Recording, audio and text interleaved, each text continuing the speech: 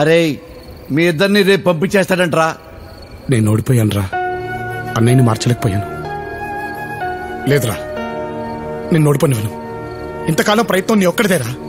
ఇప్పుడు నీకు తోడుగా నేను ఉన్నాను. ఏ నాటకాల వల్ల అయితే మనం విడిపోయాము, అదే నాటకం మనల్ని కలిపేలా చేస్తాను రా. నాటకం ఏంటిరా? వదండ్రా నన్ను. అయిపోయాడు వీడు ఈ రోజు నా చేతుల్లో. వదండ్రా, ఈ రోజు వీడో నేను తెలిపోవాలి. ఏం జరుగుతుందిరా ఇక్కడ? అమ్ము అల్లుడు, కరెక్ట్ టైంకి వచ్చావు జై. చిన్నప్పుడు మేము నాటకాలు వేస్తుంటే నువ్వే కదా స్టేజ్ వెనకాల నుండి చూసింది. చెప్పు, వాడు బాగా నటిస్తాడా నేను బాగా నటిస్తానా? వాడు నటిస్తాడంతే, కానీ నేను జీవిస్తాను. రేయ్ ఆపండ్రా మీ ఓవర్ యాక్టింగ్. సింహం ముందు చిట్టెలకులాగా ఏమిట్రా మీ గెంతులు? ఆ రోజుల్లో జైన్ స్టేజ్ ఎక్కనీ లేదు కాబట్టి, తొక్కేశాం కాబట్టి మీరు ఫేమస్ అయిపోయారు. అదే గనక ఆ రోజుల్లో జై స్టేజ్ ఎక్కుంటేనా మీలాంటి దోమలన్నీ ఆల్ అవుట్. ఇప్పుడు తొడగొట్టి మరీ ఛాలెంజ్ చేస్తున్నా, దమ్ముంటే మీకు వాటితో పాటు స్టేజ్ ఎక్కండి. జై కంటే మేము చాలా తక్కువని మీరే ఒప్పుకుంటారు.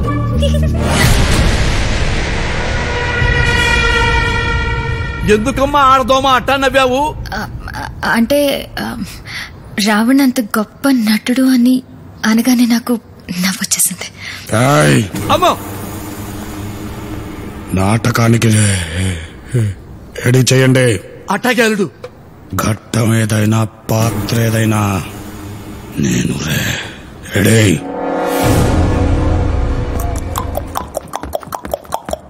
ప్రేక్షక మహాశైలకు బి దిబ్బలరావు నమస్సుమాంజలి. సీతమ్మ వారిని కాపాడటానికి రామలక్ష్మణులు లంకకు వెళ్లి యుద్ధం చేసే ఘట్టాన్ని చూడబోతున్నారు. ఇందులో లక్ష్మణుడిగా లవుడు, నమస్కారం. రావణాసురుడిగా కుశుడు, రాముడిగా రావణ్ దుమ్ము లేపుతున్నాడు. చూడండి. ఓరి రావణ, ఇది నాటకం రా. కూర్చోండి. వాణ్ణన్నయ్య కుసుణ్ణి, క్యారెక్టర్ని. ఇప్పటికైనా మూసి ఉన్న కళ్ళను తెరువు. చేసిన ఘోరాపరాధానికి పశ్చాత్తాపం చెంది మా అగ్రజుని పాదాలపైన పడి క్షమాభిక్ష కోసం ప్రార్థించు. నీకు ప్రాణభిక్ష పెడతాము.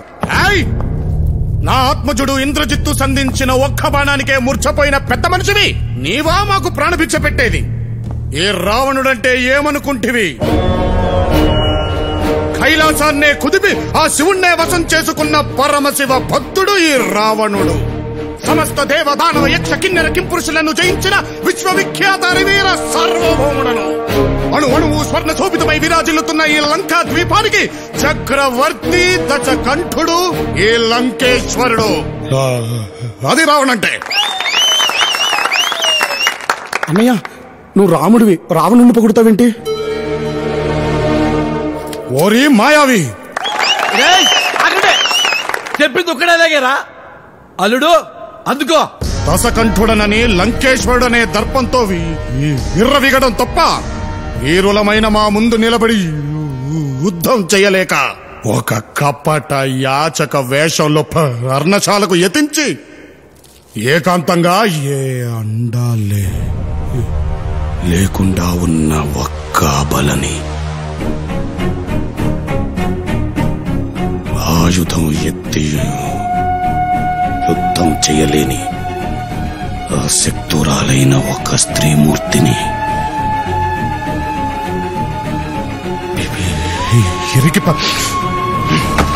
నాకే కట్టం నచ్చలేదు, మార్చలే. ఇందాకటి ఘట్టం మన చట్టానికి నచ్చలేదు కాబట్టి ఇప్పుడు మరో ఘట్టం. అదే రామాయణంలోని అన్నదమ్ముల ప్రేమానుబంధానికి అద్దం పట్టిన శ్రీరాముని పాదుకా పట్టాభిషేకం. ఇందులో భరతుడిగా లవుడు, లక్ష్మణుడిగా కుశుడు, యథావిధిగా మన రావణే రాముడు.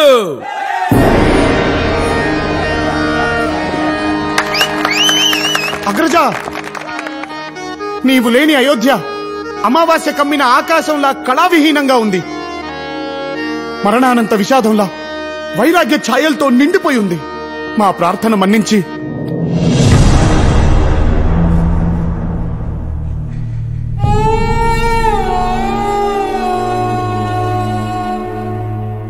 వచ్చేయ్ అన్నయ్య, మళ్ళీ నీతో కలిసి ఉండాలనుంది.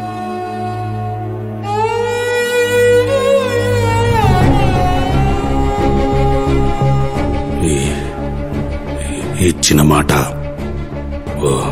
వదిలిన బాణం ఈ రాముడు వెనక్కి తీసుకోడు భరత.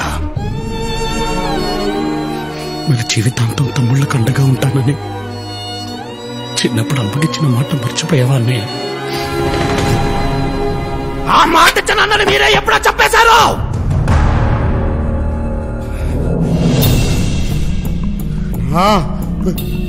ప్రేమని పక్కగా మార్చింది మీరే.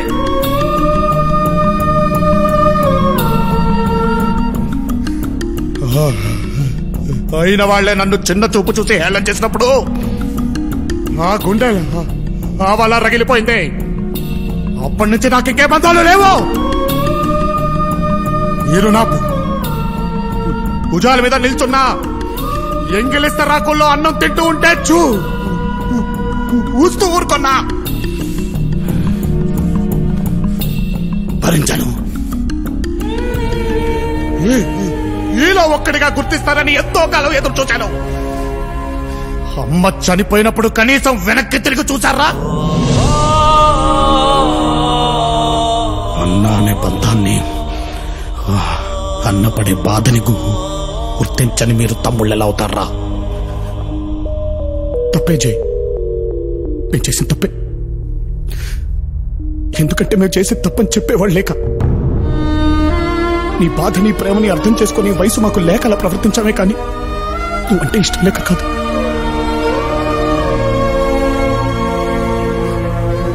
అందుకే అనుకుంటా ముగ్గురం బ్రతుకుంటే కూడా అనాథల్లో పెరిగాం. మళ్ళీ నీ వల్లే అందరూ కలిసి వచ్చాయి. బంధం అంటే ఏంటో తెలిసింది. చిన్నప్పుడు నిన్ను దూరం పెట్టినప్పుడు నువ్వు పడిన బాధ ఏంటో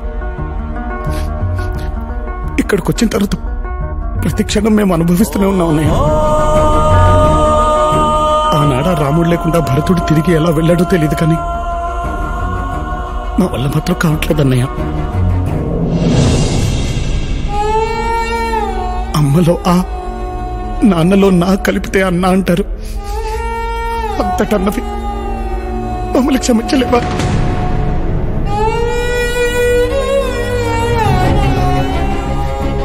చిన్నప్పుడు అమ్మ చెప్పినట్టు నువ్వు లేకపోతే మేము ఉత్త లవకుశలమే. నువ్వు మా ముందుంటేనే మనం చేయి లవకుశలం. మనం అనేది నిజం చేయి.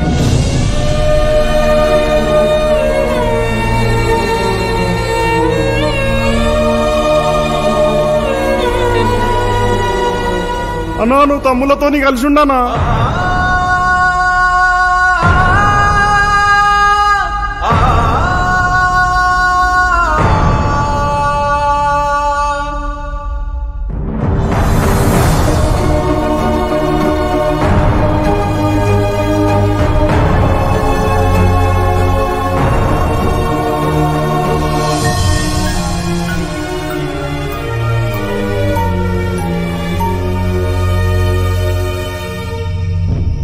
రావణ్, నువ్వు చెప్పమన్నట్టే సర్కార్కి మీరిద్దరని చెప్పా.